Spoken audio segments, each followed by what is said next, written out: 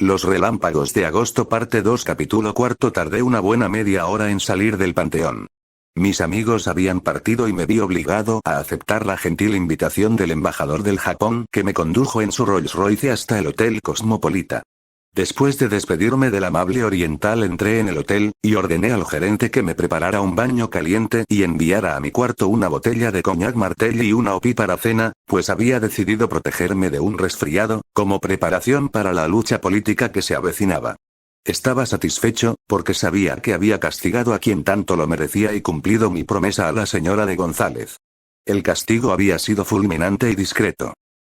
Pero al día siguiente me esperaban grandes sinsabores. Dormí profundamente, después de despachar el baño, la cena y la botella, y al día siguiente, como primera providencia, adquirí una Smith & Wesson, para lo que se pudiera ofrecer. En el paraíso terrenal había varios salones. Felipe, el encargado del establecimiento, me condujo al que nos había sido asignado, que estaba en el primer piso. Cuando entré en este aposento, solo estaba Artajo, que había sido el primero en llegar. Pedimos una botella del excelente mezcal de la Sierra de Guanajuato, con la intención de irlo saboreando mientras llegaban nuestros compañeros. Artajo estaba muy satisfecho. Encontré un tesoro, me dijo. Era una copia certificada, hacía mucho tiempo, por ciento, porque en ese entonces nadie se hubiera atrevido a certificar semejante cosa, de un nombramiento de coronel de infantería expedido por la inicua administración huertista a nombre de un tal Vidal Sánchez, que por supuesto, no necesariamente tenía que ser el mismo, o sí, porque como ya he dicho el antes mencionado fue siempre un gran marrullero. Este papelito puede significar mi interinato, Lupe, me dijo. Entonces llegaron Canalejo y Augusto Corona, el camaleón, que no se podían ver ni en pintura, pero como se habían encontrado en el Sonora Sinaloa y habían pasado la noche tomando copas y divirtiéndose, venían muy amigables. Al saber del hallazgo del nombramiento, Canalejo se dio un golpe en la frente, como si recordara algo. Con razón, en la batalla de Santa Rosa se me rindió cobardemente un coronel que así se llamaba. Entonces, yo le pregunté. Pues no, que tú eras de las tropas de don Pablo. Canalejo era de Monterrey y no era probable que hubiera atravesado el país para participar en la batalla de Santa Rosa. Además, si lo hubiera hecho, la hubiéramos perdido, porque era de fama que nunca tomó parte en una campaña que no resultara un rotundo fracaso. Por eso le decíamos el ave negra del ejército mexicano. Pero él juró que había estado en Santa Rosa y nos dio unas explicaciones muy raras, de que se había agregado a la comitiva de don Venustiano y no sé qué cosas. En esas estábamos, cuando llegó Juan Valdivia Ramírez con algo mucho más sensacional. Su correspondencia con Vidal Sánchez, en la que éste expresaba sus dudas sobre la necesidad, la utilidad y el futuro de la revolución. Eso sí era formidable, porque las cartas estaban firmadas y esa firma andaba hasta en los billetes de a 2 pesos. Estos tres argumentos, el nombramiento, la rendición y la correspondencia, significaban que teníamos a Vidal Sánchez en nuestras manos y ya veíamos al gordo Artajo sentado en la silla presidencial en calidad de interino. Qué lejos estábamos de suponer que unas horas antes, la Cámara, como una prostituta, había cedido a las bestiales exigencias del déspota. Fue Germán Trenza el primero en darnos una noticia medio alarmante. Dicen que hubo sesión en la Cámara. Fuimos al teléfono y yo pedí comunicación con la casa de Anastasio Rodríguez, que como ya he dicho era diputado. Tacho no está, me dijo su señora esposa. No vino a dormir. Llamé a la Cámara y pregunté si había habido sesión. Sí, señor, hubo sesión plenaria de emergencia, me contestó el conserje. Pero no hubo manera de arrancarle lo que se había decidido en ella. Ni había nadie de razón que nos pudiera informar. Nos urgía comunicarnos con Anastasio, que era nuestro único contacto con el poder legislativo. Este episodio encierra una gran enseñanza. Si en esa ocasión hubiéramos contado con varios amigos entre los diputados, otro gallo nos cantara. Por eso conviene no despreciarlos tanto, ya que en determinados momentos y gracias a ciertas deficiencias en la redacción de nuestra Magna Carta, llegan a tener en sus manos el destino de la nación. Llamé a los baños del harem y pregunté otra vez por Anastasio. Está en el Turco, me contestó Porfirio, el bañero. Al saber esta noticia, mis compañeros lanzaron algunas imprecaciones. Dile que le llama el general José Guadalupe Arroyo. Que venga al aparato inmediatamente. Poco después oí la voz de Anastasio, prometiéndome que en unos minutos estaría con nosotros. No te apures tanto, dinos qué pasó en la Cámara. ¿Cuál Cámara? Comprendí que todo estaba perdido. Corté la comunicación malhumorado y llamé a la redacción del Mundo. No quisieron darme ninguna información. En este momento sale la extra, cómprela. Enviamos inmediatamente al asistente de Artajo a que comprara varios ejemplares. Regresamos al salón y nos sentamos alrededor de la mesa, sin hambre, sin sed y sin ganas de hablar. El entusiasmo tenido al principio, había desaparecido. Nos habían ganado la partida. Habíamos pasado varias horas planeando una batalla que ya estaba perdida. Aunque todos sabíamos esto, para mí, la llegada del periódico fue el momento más amargo de mi vida. El licenciado Eulalio Pérez H. presidente interino. Sentí que me moría. Los demás, que no sabían mi desgracia, empezaron a discutir un nuevo plan de acción. Vamos a matar a Vidal Sánchez antes de que termine su periodo, para que Juan sea nuestro presidente, dijo Trenza, que de todos los allí presentes, era el que más méritos tenía en campaña. Estamos en julio, Germán, y en diciembre toma posesión Pérez H. En 5 meses no se hace nada, dijo Juan Valdivia, que era muy sensato, realmente. Lo que sea de cada quien. Es mucha dificultad, dijo Artajo. Además, hay que tener en cuenta la opinión pública, dijo el camaleón, que era el único que se preocupaba de estas cosas. Es por eso, quizá, que hasta la fecha sigue estando en el candelero. ¿Qué te pasa, Lupe? Me preguntó Germán, que fue el primero que vio la cara que yo tenía. Les conté mi desgracia, es decir, el episodio del reloj y del panteón. Entonces, hicieron algo de lo que yo nunca los hubiera creído capaces. Me aconsejaron que le pidiera perdón a Pérez H., yo nunca le pediré perdón a un vulgar ratero, dije con dignidad. Además, sería poner en entredicho a la señora de González. Ellos me explicaron que después de todo, la señora de González no era más que la viuda de un hombre ilustre. Ilustre, pero muerto. Yo me impacienté mucho y no cambié en un ápice mi decisión.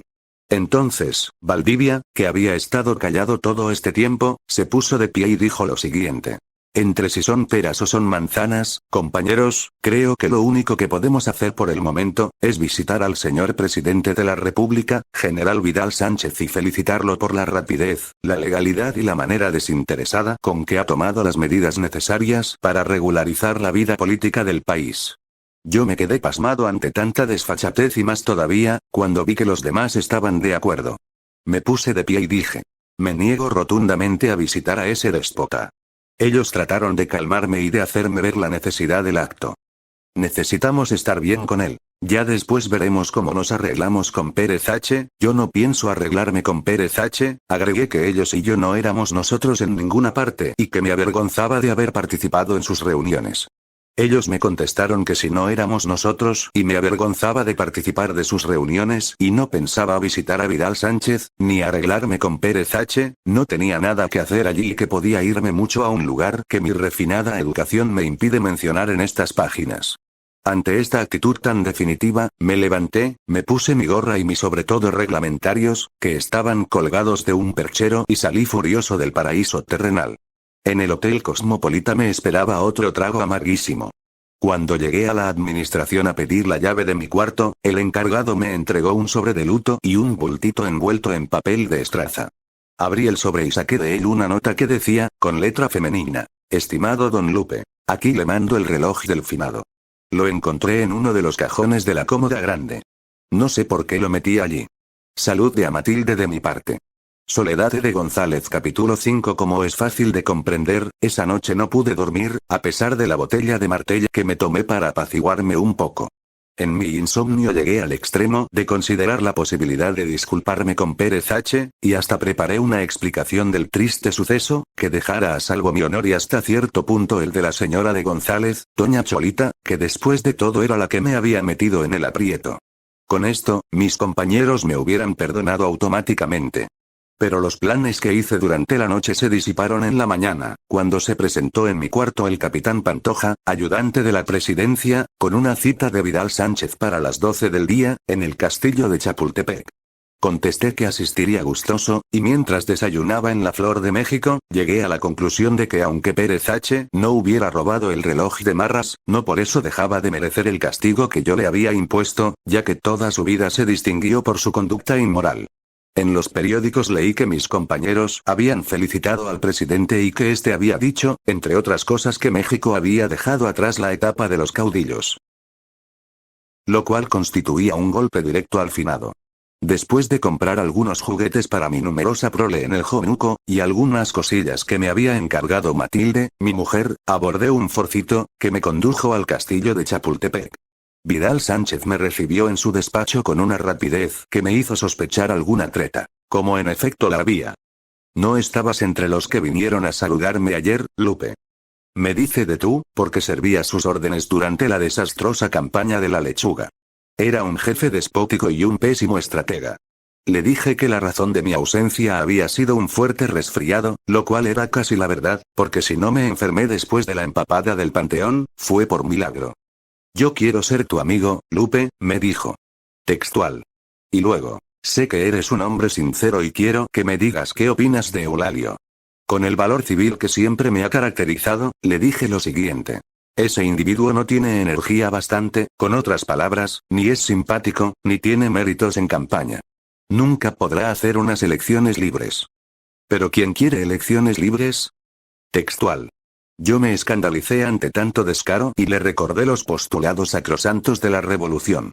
Él me contestó. ¿Sabes a dónde nos conducirían unas elecciones libres? Al triunfo del señor obispo. Nosotros, los revolucionarios verdaderos, los que sabemos lo que necesita este México tan querido, seguimos siendo una minoría.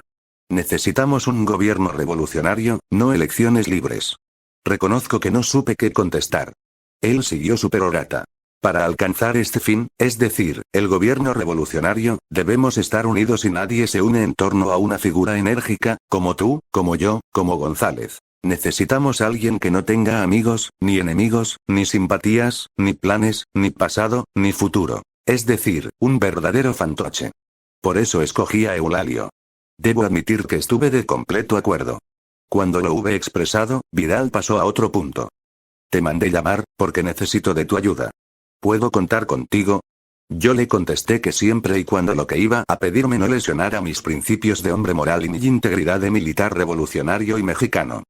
Zenón Hurtado no me da ninguna confianza, sospecho que está en combinación con los cristeros. El general de división Zenón Hurtado era el jefe de la zona militar de Vieira y no era de confianza, pero no podía estar en combinación con los cristeros, porque en Vieira no había cristeros. Vidal Sánchez prosiguió. ¿Te interesaría encargarte de su puesto? Yo contesté que sí, inmediatamente. Yo arreglaré con Melitón tu nombramiento. Melitón Anguiano era el ministro de Guerra y Marina, otro fantoche. Así que ese día salí del castillo de Chapultepec investido de un cargo que era superior a mi graduación y como iba a verse más tarde, a mis fuerzas. Poco después me enteré de que mis antiguos compañeros y ahora enemigos, que tenían mando de tropas, es decir, Germán Trenza, Artajo, Canalejo y el Camaleón habían sido destituidos o trasladados al otro extremo del país. Artajo a Chiapas, en donde no había tropas, Trenza a Quintana Roo, en donde no había ni gente, Canalejo a Puruándiro, en donde no conocía a nadie y el Camaleón a Pochutla en donde los habitantes mataban a montones.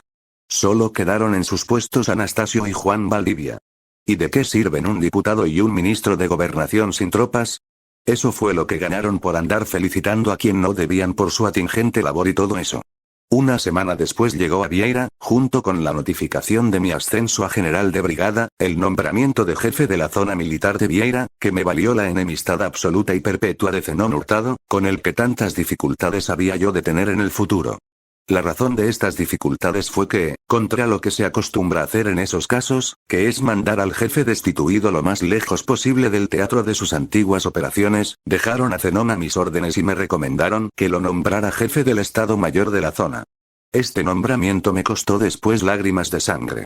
Durante los 3 primeros meses de mi gestión, que yo contaba que duraría tan solo 5, puesto que sabía que apenas tomara posesión Pérez H. me destituiría de la manera más humillante posible, todo salió a pedir de boca. Ordené que se pintara el cuartel del 26º Batallón, destituí al mayor Bermúdez por sus malos manejos y corrí a las soldaderas que habían convertido en un verdadero mercado al cuartel de las Puchas.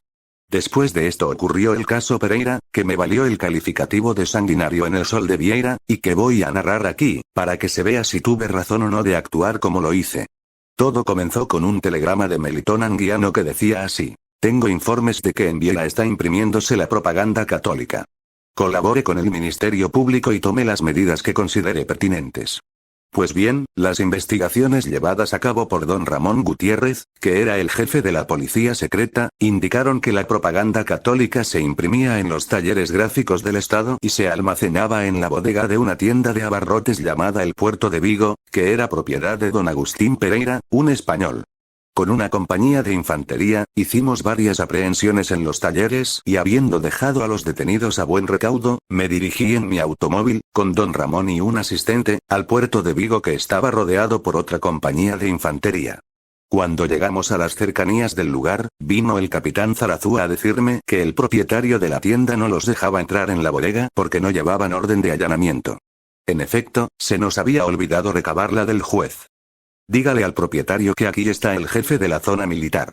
Que tenemos que investigar en su bodega. Fue Zarazúa a cumplir mis órdenes y regresó poco después a decirme que don Agustín Pereira se había expresado despectivamente de mi investidura.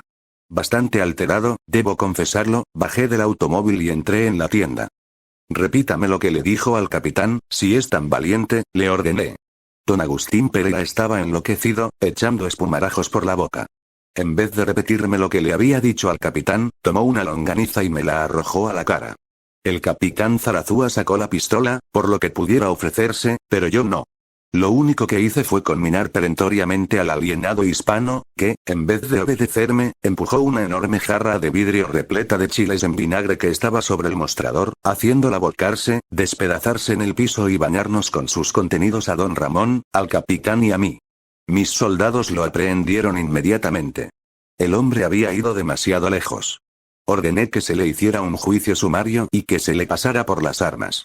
La orden fue cumplida a pie de la letra.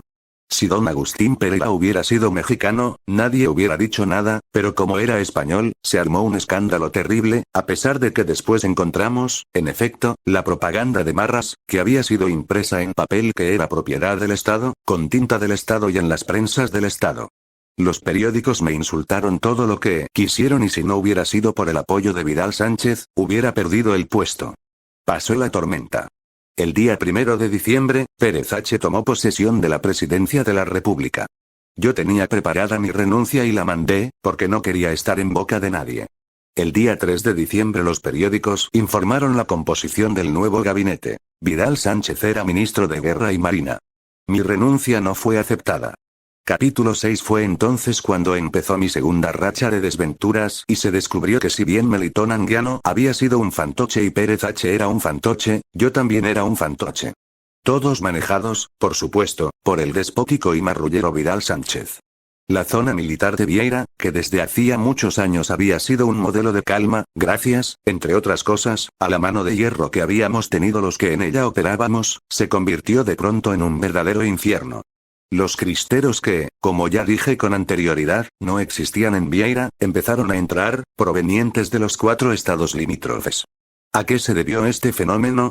A las operaciones simultáneas, aunque no combinadas, que habían llevado a cabo mis colegas de la vecindad y de las cuales no se me había notificado nada. Al ver mi patria chica infestada de fanáticos rufianes, preparé, ni tardo ni perezoso, en combinación con mi Estado Mayor, formado por Zenón Hurtado y los capitanes Benítez y Fuentes, un plan de acción para aniquilarlos.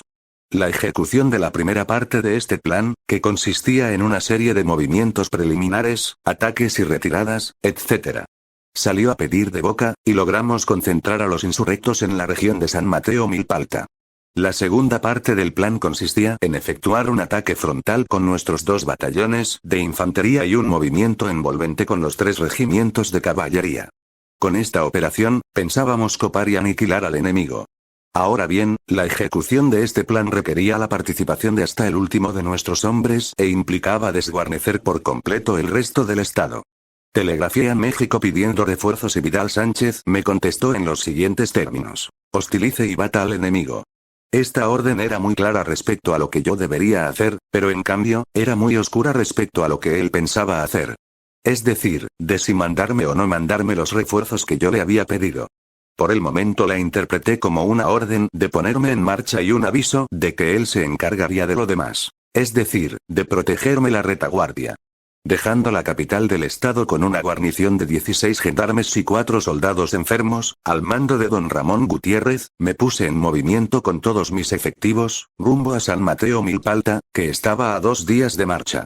Como no contábamos con equipo de transmisiones, decidimos no establecer cuartel general y al llegar a Guarache, nos separamos en 2 columnas. Zenón tomó el mando de la infantería y yo el de la caballería, quedando de acuerdo en que él comenzaría su ataque frontal el fatídico 18 de enero de 1929 a las 8 de la mañana, hora y fecha en que yo debería tener tomadas posiciones en las alturas que dominan la cañada de los compadres, por donde creíamos que se retiraría el enemigo. Después de un día de marchas forzadas, llegamos al lugar previsto y tomamos posiciones, dejando un regimiento de reserva, para efectuar una persecución en caso de que algunos escaparan por otra parte. Cuando amaneció el 18, ordené a mis hombres que tomaran sus puestos de combate y cuando todo estaba preparado para aniquilar a los cristeros, llegaron, en vez de estos, el capitán Fuentes, que estaba agregado a las fuerzas de Zenón Hurtado y don Ramón Gutiérrez, para avisarme que una gavilla de cristeros había entrado en Vieira como Pedro por su casa y se había apoderado nada menos que del señor gobernador, don Virgilio Gómez Urquiza. Lancé una imprecación. Mi campaña más brillante se fue, como se dice muy vulgarmente, a las heces fecales, por culpa de Vidal Sánchez, que no protegió mi retaguardia.